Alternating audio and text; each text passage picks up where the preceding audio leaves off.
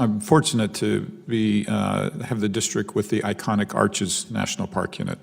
It's an amazing asset. The state of Utah every once in a while wonders if we did the right thing by advertising these parks. We're loving them to death. The lines are long to get in. And the current park supervisor has worked very hard to try to come up with a plan, and currently is looking at a reservation system in the park.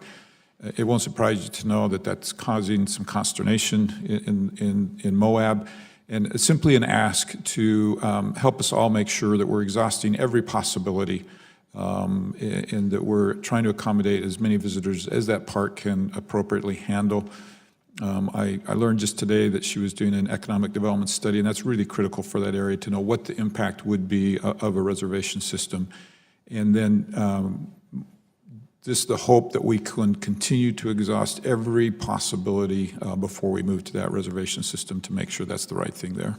We certainly are looking at options. One of the options actually is going to a transporter on our maybe the top 10 parks. And a transporter is probably having Tesla or one of the zero emissions, because people love those.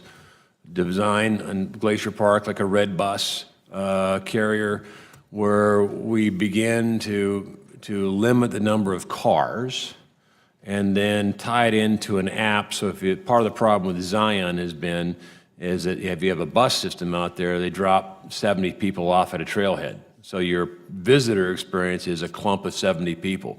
So we're actually looking at an app system where you can tell whether a trail is red, yellow, or green to make sure the park experience that we all love is maintained. So we think that model may work, and we're evaluating what it means. But there's no doubt there's going to be more visitors to our park than we had this year. Right. That we're loving our parks to death. We have to address the backlog in maintenance and repair, and there's a capacity that is probably there, and we're over capacity at some parks, but it's about people management and making sure the visitor experience is sacred.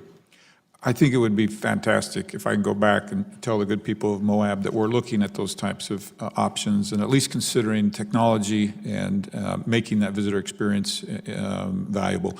There's of your deficit, there's about $25 million backlog in Arches, and although fees can't overcome all of your deficit, that is one situation where you may have the ability to come closer to that deficit if we could increase the number of people in that park. Knowing Moab, I can bet they're going to like zero emissions.